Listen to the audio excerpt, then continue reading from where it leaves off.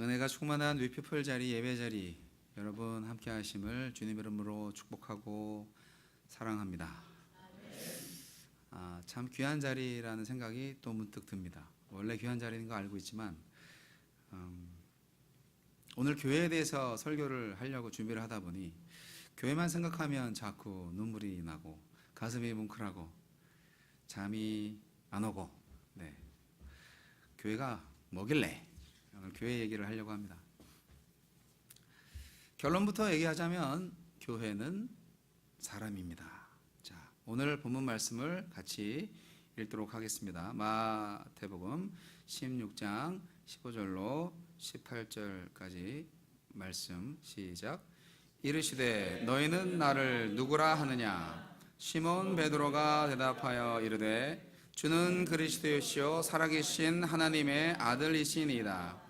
예수께서 대답하여 이르시되 바요나 시몬아 내가 복이 있도다. 이를 내게 알게 한 이는 혈육이 아니요 하늘에 계신 내 아버지시니라. 또 내가 내게 이르노니 너는 베드로라. 내가 이 반석 위에 내 교회를 세우리니 음부의 권세가 이기지 못하리라. 아멘. 자, 로마서 16장 5절 말씀도 있습니다. 로마서 16장 5절 말씀 제가 봉독해 드리겠습니다. 또 저희 집에 있는 교회에도 문안하라. 내가 사랑하는 에베네도에게 문안하라. 그는 아시아에서 그리스도께 처음 맺은 열매니라. 아멘. 별로 중요하지 않은 성경 말씀 같죠? 문안하라고 되어 있잖아요.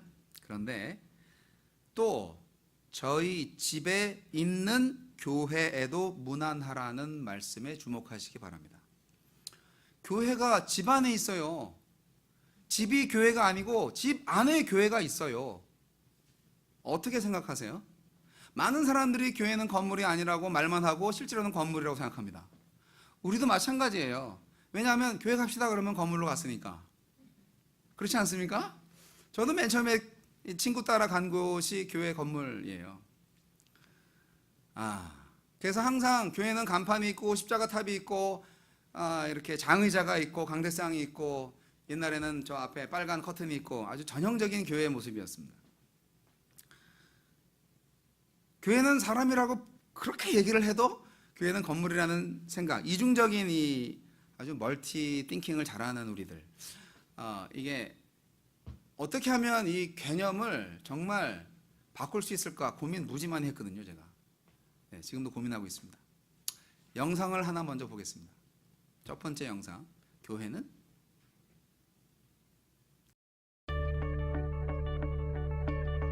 What is the church? Is the church a building? Is the church a pastor? Or the staff? Is the church the music? The tradition? Or the ministries? These are all good things, but they are not the church. Take them away, and the church is still here. Why? Because you are still here. The church is you. The church is you with a purpose. The church is you on a mission. The church is you with a plan. A simple plan to plug into God at a weekend service, to charge up in a small group community, to live out using your gifts and passions, and to pass on your faith to those who do not know Christ. When you and I live like this, all the things we used to do in church become things we do as the church. God desires it. The world needs it. And we are called to be it. What is the church? The church is you.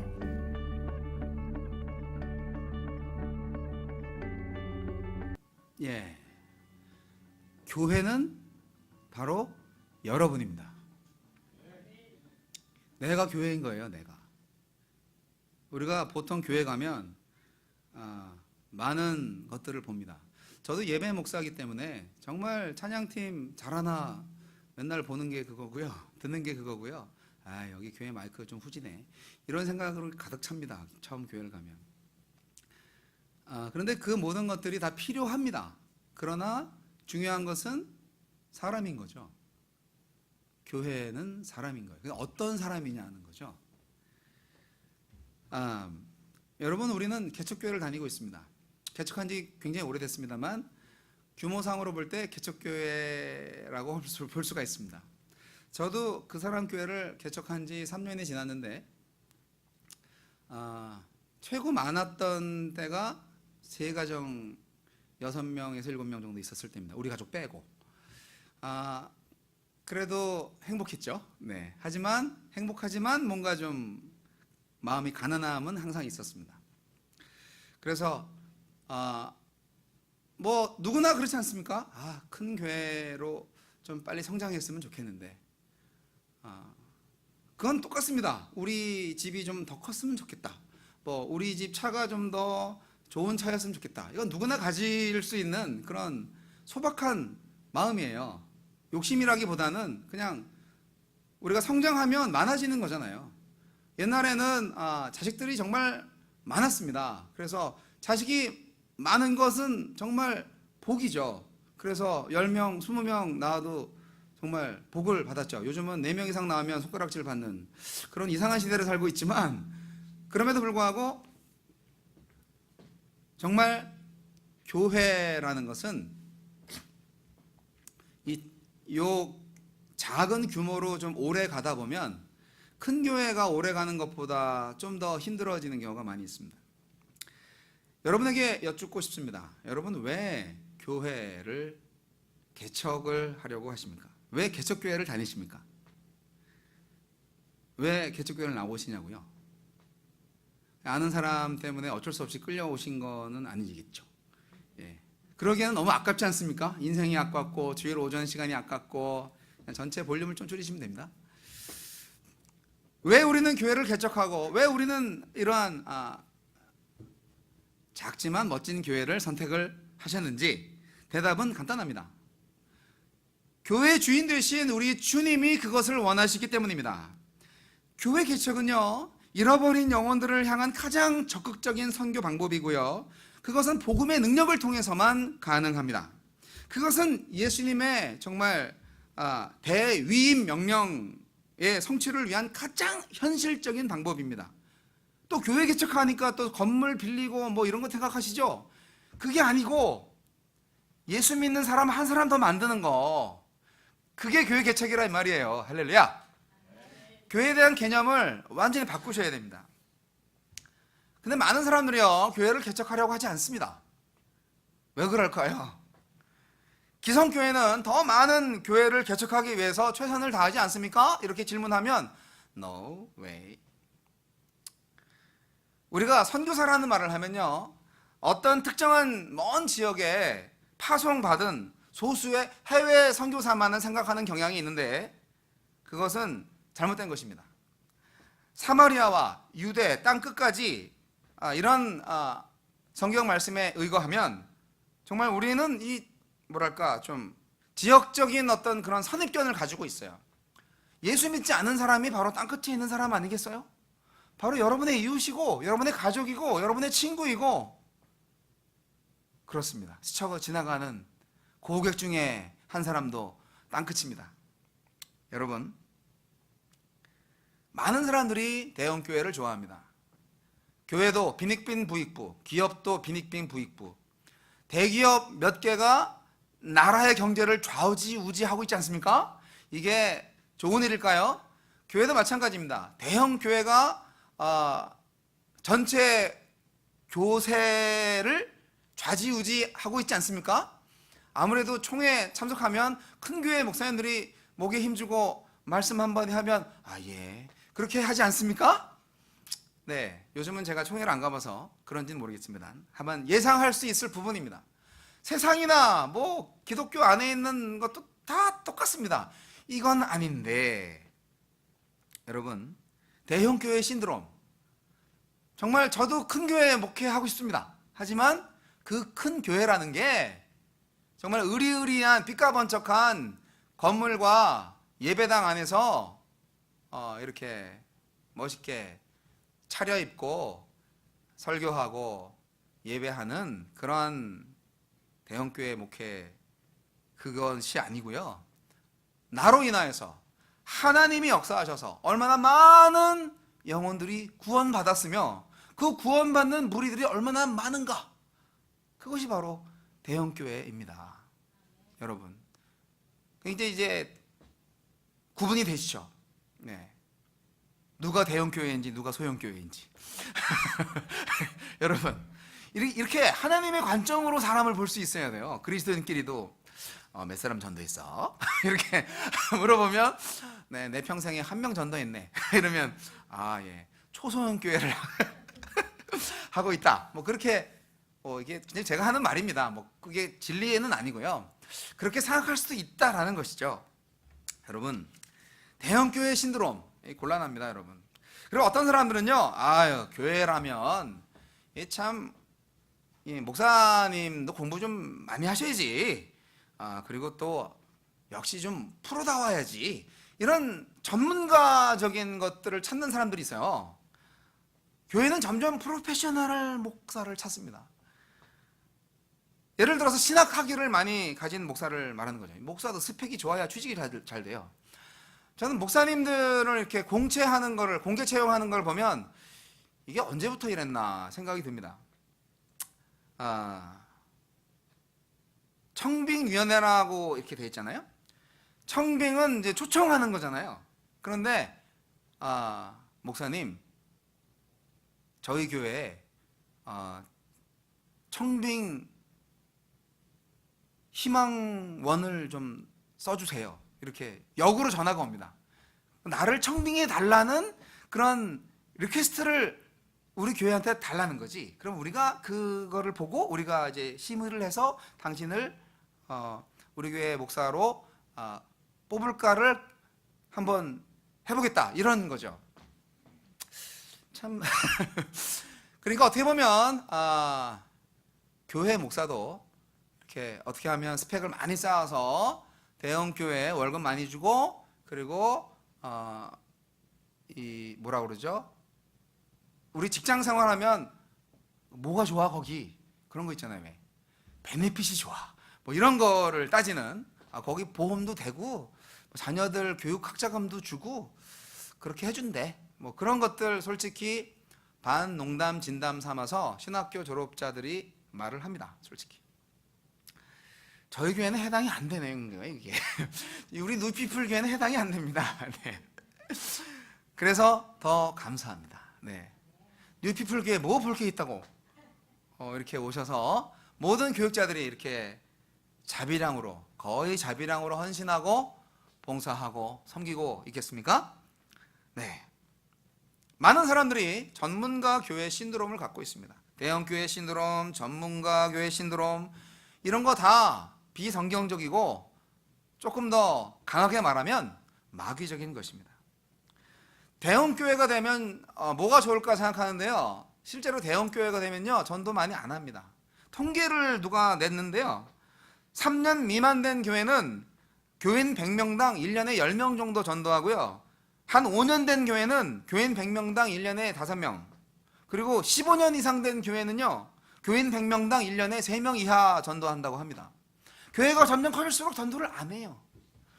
여러분, 지금 현재 2000년 이후로 미국과 한국 경우에 교회 수도 줄고 있고 교인 수도 줄고 있습니다.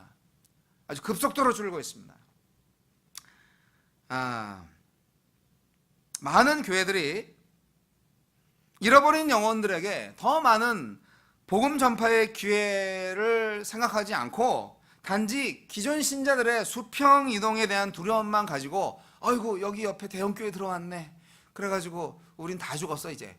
뭐 그렇게 얘기하고, 왜냐하면 한국의 분당이나 뭐 일산에 이제 대형 교회 버스가 쓱 지나가면 싹쓸이 하는 거죠. 이사 온 사람들 다 몰아가는 거죠. 그러면 그 상가에서 먼저 들어와가지고 이렇게 개척교 해가지고 열심히 새벽기도 하는 목사들은 가슴을 막 쓸어내립니다. 그러면 내일은 또 나 대리운전 나가야 돼, 뭐 이러고 있어요. 예, 물론 이게 목회하는 것이 그렇게 먹고 살기 위해서 하는 건 물론 아닙니다. 다 십자가 지고 주님을 위해서 헌신하기로 결단한 사람들이에요. 그런데 막상 이제 목회 일선에 와 보면 그냥 녹록지 않습니다. 정말 1000명, 10,000명의 한두 사람 꼴로 그런 좋은 조건에 있는 교회에 뽑혀갑니다. 그분들도 사실은 공채로 해가지고 이렇게 정말 잘 심의 받아서 간 거라면 또 괜찮아. 다 인맥, 혈연, 지연, 학연으로 이렇게 가셨기 때문에 아유, 저 친구 그 신학교 다닐 때 맨날 저 놀러 다니고 막 그랬는데 어떻게 잘 갔네. 주님의 뜻인가 보지.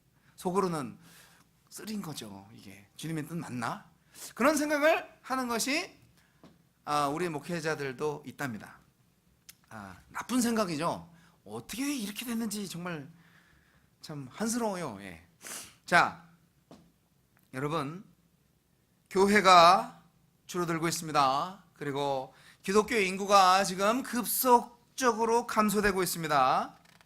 여러분, 현대교회는요, 인구가 밀집해 있고요, 또 교통이 발달했기 때문에요, 지역적으로 교회가 있어야지. 어떤 뭐 조지아텍 게시판에 올린 글 보고 우리 담임 목사님이 약간 좀 바더가 되셨다고 카톡을 보내셨는데, 저는 전혀 바더가 안 됩니다. 왜냐하면 모르는 거죠. 모르니까 그런 소리 하는 거죠. 예.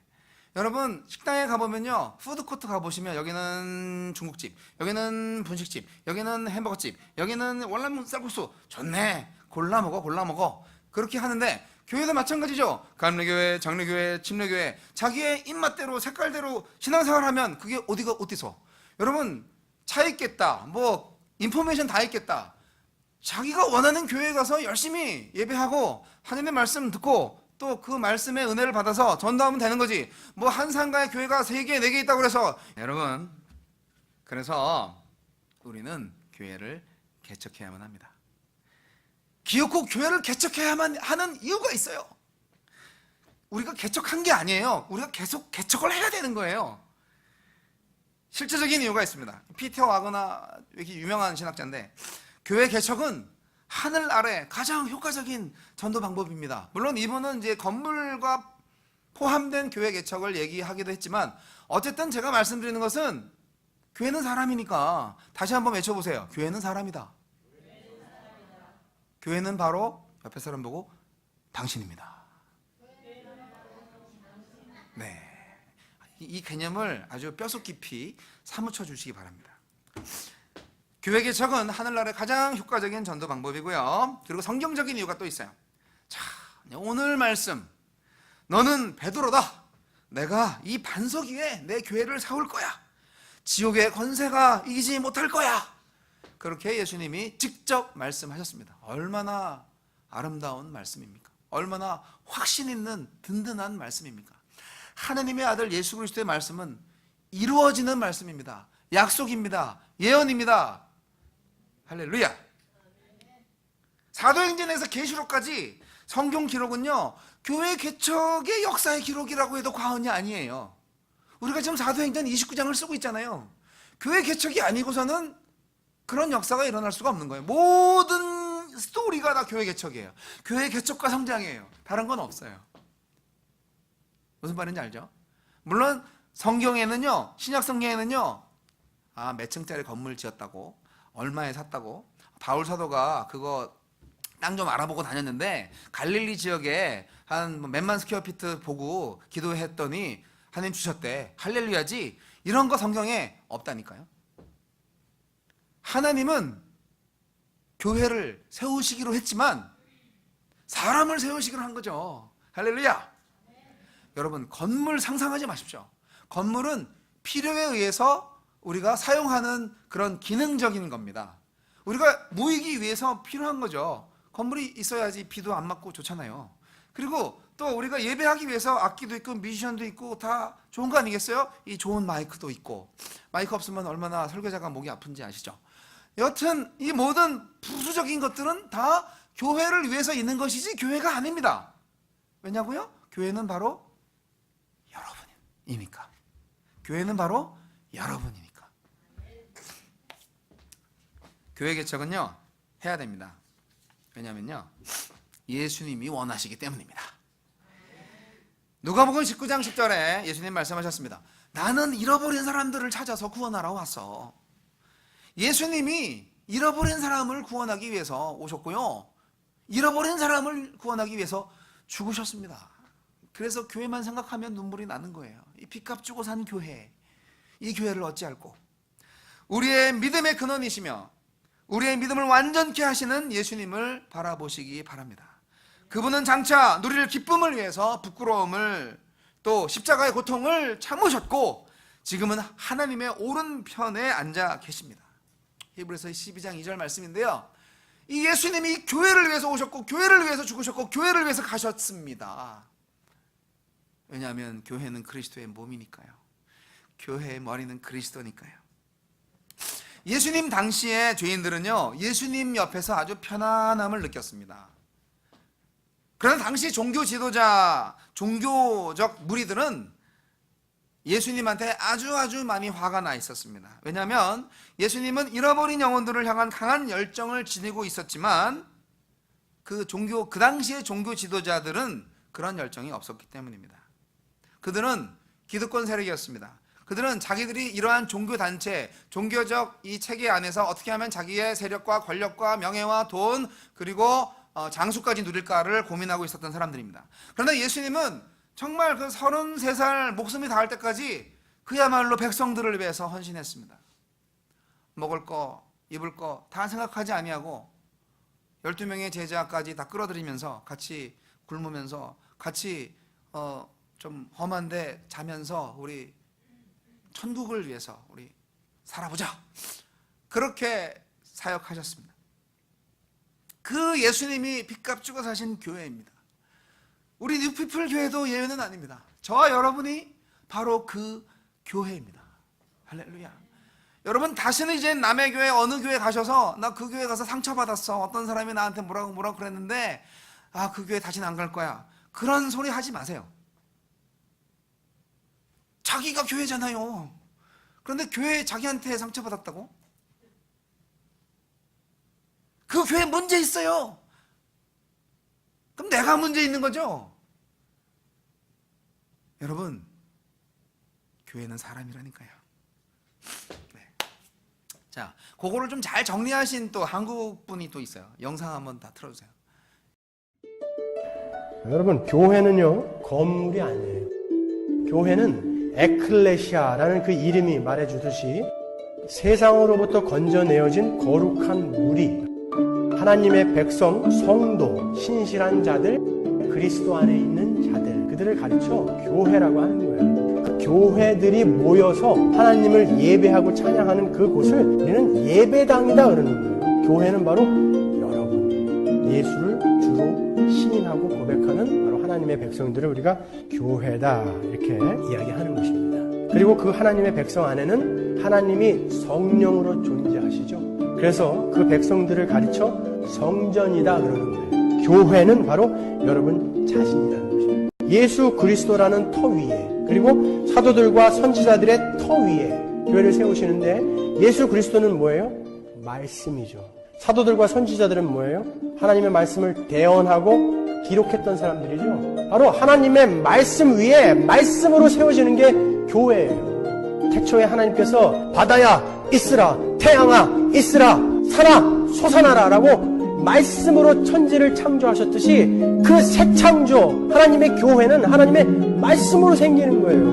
교회는요 예수님이 세우시고 예수님이 이끌어 가시는 것입니다. 하나님으로부터 선택되어져서 예수 그리스도로 말미암아 죄에서 용서를 받고 구별되어서 건져내어진 자들로 주 예수만이 우리를 구원하시는 메시아요 그리스도이시며, 그 주 예수님은 하나님의 아들, 즉 하나님이시다라는 것을 고백하는 자들을 가르쳐서 우리가 교회, 그렇게 이야기하는 것입니다. 이제 한 단계 더 나아가서 이제 말씀이라는 얘기가 나왔어요. 교회가 사람만 있으면 안 되죠. 예수 그리스도의 성령을 소유한 사람들만이 교회라고 하면 좀 약간 부족하고요. 그 내주하신 성령이 곧 하나님이고 예수님인데 교회에는 뭐가 있어야 되냐면 바로 말씀이 있어야 됩니다. 여러분 왜 뉴피플 교회를 추천하십니까? 뉴피플 교회가 개척교회라서 다니십니까? 작은 교회가 뭐 불쌍해서 뭐 자리 채우려고 나오십니까? 절대 아니겠죠. 저와 여러분이 뉴피플 교회를 나오시는 것, 섬기시는 것은 뉴피플 교회가 가장 성경적인 교회를 지향하기 때문입니다. 가장 진실하고 가장 비전 있는 교회이기 때문입니다. 저는 미국 한인교회 중에서 우리 뉴피플 교회가 가장 진실하고 참된 복음의 메시지를 선포하는 교회라고 믿습니다. 우리 이덕재 목사님 설교 어떻습니까? 여러분은 바른 신학과 바른 목회 철학의 바탕 위에 진실하고 생명력 있는 복음만을 전하고 있는 주일 예배 현장에 와 계신 것입니다. 할렐루야. 저의 찬양 인도는 어떻습니까? 매주 말씀과 관련된 찬양, 진솔하고 현대적인 열정적인 경배와 찬양을 통해서 하나님의 임재를 경험하고 있지 않으십니까? 또 우리 도기용 전도사님 어떻습니까? 신속 정확한 행정과 바다같이 하늘같이 넓고 깊은 따뜻한 사랑, 바로 이 뉴피플 교회의 교역자들의 장점이 아니겠습니까? 또 성도님들은 어떻습니까? 매주일 몇 시간씩 차를 타고 오셔가지고 예배에 참석하시고 절대 늦지 않아요. 무엇에든지 순종과 사랑으로 함께 참여하시는 성도님들, 정말 1등 교회 성도님들 아닌가요? 할렐루야. 오늘날에는 많은 종류의 그리스도인들이 있습니다. 신자라고 다 같은 신자가 아니에요. 자, 어떤 신자들이 있느냐? 첫째, 어리석은 신자가 있습니다. 어리석은 그리스도인. 이 세상은 나그네 일이고 모든 사람은 죽은 후에 심판이 있고 천국은 밭에 숨겨진 보아와 같고 겨자씨와 같고 누룩과 같은데, 지금은 희미하고 힘들고 작지만 예수 믿고 자기 십자가를 지고 예수를 따르는 인생을 살다가 언젠가 죽으면 하늘나라에서 예수님과 함께 왕노릇하면서 신나게 행복하게 살 건데, 왜 지상에 살면서 그렇게 지상의 삶에 연연해 하시고 재물욕, 명예욕, 쾌락욕, 권력욕, 건강 욕심 부리면서 살려고 하시는지 모르겠어요. 천국이 있다는 걸 정말 믿고 사는 거예요 도대체? 어리석은 그리스도인이 되지 마십시오. 두 번째, 나약한 그리스도인들이 있습니다. 그리스도를 따르는 자는 자기 십자가를 지고 따른다고 하지 않았습니까? 마가복음 10장 29절로 30절 말씀, 예수께서 이르시되 내가 진실로 너희에게 이르노니 나와 복음을 위하여 집이나 형제나 자매나 어머니나 아버지나 자식이나 전토를 벌인 자는 현세에 있어 집과 형제와 자매와 어머니와 자식과 전토를 100배나 받되 박해를 겸하여 받고 내세에 영생을 받지 못할 자가 없느니라. 아멘. 이 말씀이 이루어질 것입니다, 그리스도인에게는. 그런데 핍박을 받기를 두려워하시나요? 재물과 하나님을 같이 섬기시려고 하시나요? 어떤 분은 그렇죠. 아니 내가 목사도 성도사도 아닌데 왜 나한테 고난을 주시려고 하냐고 그러면서 이리저리 피해 다니고 아주 그냥 세상 사람들과 거의 비슷하게 살다가 묘비에 십자가 모양만 하나 딱 그려놓고 죽으려고 하시는 여러분 나약한 그리스도인이 되지 마십시오. 셋째, 비겁한 그리스도인이 있어요. 닭 울기 전 3번이나 부인한 베드로. 눈앞의 안전과 목숨 몇 명을 위해서 진실을 외쳐야 할 때 거짓을 말해버리는 그대는 비겁한 그리스도인입니다. 여러분, 세상에 감당할 수 없는 하나님의 선물이 뭔지 아십니까? 도대체 세상에 감당할 수 없는 하나님의 선물, 바로 고난받는 그리스도인입니다. 팔다리가 잘려나가도, 목이 잘려도 그리스도를 위해서, 그리스도의 나라에 대한 확신을 가지고 하나님의 백성으로 살다가 죽는 그런 사람들이야말로 이 세상에 감당할 수 없는 하나님의 위대한 선물이 아니겠습니까? 우리 초대교회 성도들은 그렇게 살았습니다. 그게요, 특별한 그리스도인이 아니에요. 그게 특별한 교회가 아니에요. 그게 노멀 크리스찬인 거예요. 비겁하고 나약하고 어리석은 게 그 스페셜한 거지. 노멀 크리스찬이 되십시다, 여러분. 세상에 감당할 수 없는 하나님의 선물, 고난받는 그리스도인이 저와 여러분은 되셔야 합니다. 히브리서 11장 37절로 39절에 나와 있는 엄청난 말씀이 있습니다.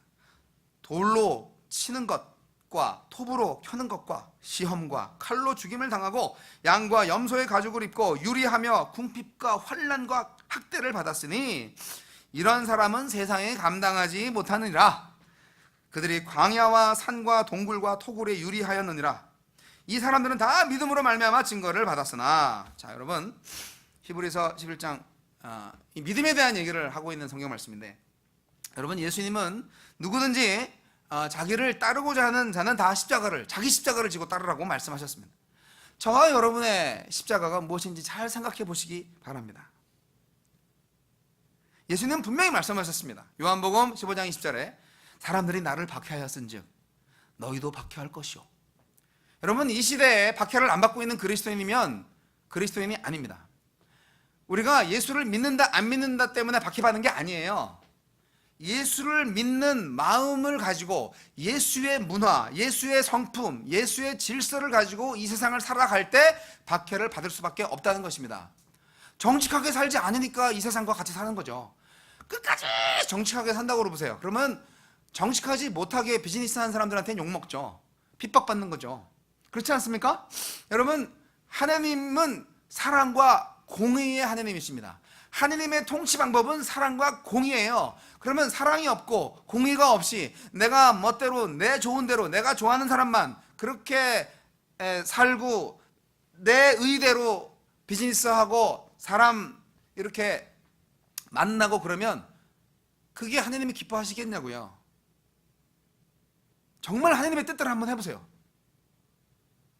사랑하고 끝까지 사랑하고 손해를 끝까지 보는 거죠. 끝까지. 이해가 안 될 만큼, 아니 당신은 왜 그렇게 살아요? 그리스도가 나를 위해 모든 것을 주셨기 때문입니다. 이렇게 한마디 딱 날리면, 그러면 그게 정말 그때 바로 하나님의 영광 받으시는 거죠. 이게 교회인 거예요. 근데 그거를 못하니까 공정해야지, 나도 챙기고 당신도 챙기고. 여러분, 열심히 손해보시기 바랍니다. 난 몰라요. 그냥 말씀만 전할 뿐이에요. 여러분, 열심히 손해보시고, 그리고 모든 것은 하나님께 영광 돌리시기 바랍니다. 사랑으로 하셔야 돼요. 사랑으로. 내가 이렇게 손해보는 것은 하나님의 사랑 때문이다. 이게 아주 강력하게 세상에게 메시지가 전달되어야 합니다. 세상은요, 그리스도인의 고난이라는 선물을 받을 자격이 없어요. 하지만 하나님은 어쨌든 그 선물을 주세요. 그래서 우리는 고난을 받아야 됩니다. 그런데 물론 많은 사람들이 고난을 받지만 다 고난을 받는 건 아니에요. 이 시간이 없어서 다 읽지는 못하겠지만 히브리서 11장 27절로 38절 말씀 보시면요, 믿음으로 줄줄줄줄줄, 믿음으로 줄줄줄줄 나와 있는데, 어떤 사람은요 고난을 믿음으로 이겨요. 삼손, 바라, 기드온, 입다, 다윗, 사무엘, 다니엘과 세 친구들, 이런 사람들은 믿음으로 고난을 이긴 케이스. 근데 어떤 사람들은요, 아까도 말씀드렸듯이 돌로 치는 것과 톱으로 켜는 것과 시험과 칼로 죽임을 당하고, 참, 옷도 없어가지고 양과 염소의 가죽을 입고 유리하여 궁핍고 환난과 학대를 받았다. 근데 맨 마지막에 이런 사람은 세상이 감당하지 못하느니라. 바울 사도, 또 바울과 실라가 전도를 할 때 세상이 감당치 못할 사람들이라고 사람들이 얘기를 했습니다. 완전히 세상을 업앤다운 할 수 있는 사람들이라고 얘기했습니다. 그게 바로 그리스도인의 아주 보통 모습인 거예요.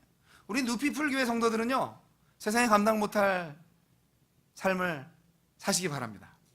어떻게 그렇게 살 수가 있어? 지지도 가난해. 그래도 감사와 찬양이 넘쳐. 그게 뉴피플 교회 성도의 삶입니다. 할렐루야. 엄청나게 부자가 됐어요. 자기 공로는 하나도 없어. 하나님이 하셨습니다. 그래서 10의 9조를 다 이웃 사람들한테 나눠주고 그렇게 선행을 베풀어 끝내주지 않습니까? 그런 꿈을 좀 꾸어보세요. 그것이 바로 뉴피플 교회가 될 줄로 믿습니다. 어떤 사람들은 고난 중에 있는 신자들에게 고난에서 건져주시는 기적을 행하고, 어떤 사람들은 고난을 그냥 그대로 받으면서 하나님의 영광을 드러내게 하고, 여러분 전자로만 가고 싶으시죠? 네, 저도 마찬가지예요. 저도 감당할 수 없습니다, 주님. 근데 이제 맛배기로 가끔 주실 때가 있어요. 예. 그럴 때는 이제 감당할 만큼 시험을 주시는구나 라고 생각하시고 감사하시면 되겠습니다. 여러분, 고난을 받을 때요, 신체의 자유나 육체의 생명보다 하나님을 더 소중히 여김으로써 하나님께 영광을 돌리는 그리스도인이 된다면 이것이 진정 참된 교회이고 참된 하나님의 백성입니다. 내가 얻은 자유나 생명보다 예수님이 더 낫다, 그렇게 말하는 거죠. 죽임을 당하는 자는 또 이렇게 말하는 거죠. 내가 잃는 모든 것들, 심지어 내 생명보다 예수님이 더 좋아요, 그렇게 말하는 거죠. 이것이 믿음의 정수입니다. 그 무엇보다 예수님을 더 신뢰하고 더 소중하게 여기는 것이 믿음의 정수입니다. 예수님은 나의 삶의 우선순위가 아니에요. 예수님은 나의 삶의 전부인 것입니다. 정상적인 그리스도인이 무엇입니까? 믿음의 사람입니다. 믿음이란 무엇입니까? 믿음은 바라는 것들의 실상이요, 보지 못하는 것들의 증거입니다. 여러분, 저는 지금도 천국이 바로 오시면 땡큐입니다. 여러분, 지금 바로 예수님 오시면 땡큐예요. 예, 저도 먹고 살 만큼 살아요. 그렇게 굶어 죽을 정도 아니에요. 하지만 하고 싶은 것도 많고, 네, 우리 따님들 다 시집 보내는 것도, 또 손자 손녀도 보고 싶고, 다 하고 싶은 거 많아요. 하지만 주님 지금 오시면 땡큐입니다. 그게 주님의 뜻이라면 얼마나 감사해요. 여러분, 천국에 대한 진정한 소망과 믿음을 갖고 계십니까? 이 믿음이야말로 우리를 그리스도인 되게 만듭니다. 요셉이 고백했습니다. 당신들이 나를 이곳에 팔았다고 해서 근심하지 마소서, 한탄하지 마소서. 하나님이 생명을 구원하시려고 나를 당신들보다 먼저 보내셨나이다. 창세기 45장 5절 말씀. 요셉은 벌써 하나님의 관점, 하나님의 해안이 있었어요. 믿음이 있는 사람은 이렇습니다. 미래에 대한 확신으로 가득 차고요, 시험을 이기는 사람이고요, 죽음을 두려워하지 않는 사람입니다. 하나님께서 죽이시면 그냥 할렐루야 하시고 그냥 빨리 가시면 됩니다. 여러분, 아주 그리스도인의 삶은 심플해요. 이 지상의 삶을 너무 연연해 할 필요 없어요. 그런데 삶이나 죽음이나 다 이유가 있어요. 그 이유는 하나님께 영광, 바로 그것뿐입니다. 어쨌거나 제가 지금 말씀드린 말씀이 충만하고 또 복음을 전하는 교회 개척의 사명을 감당하는 교회가 된다면 우리는 어떻게 해야 되느냐, 영상을 또 하나 보시고 생각을 해보도록 하겠습니다.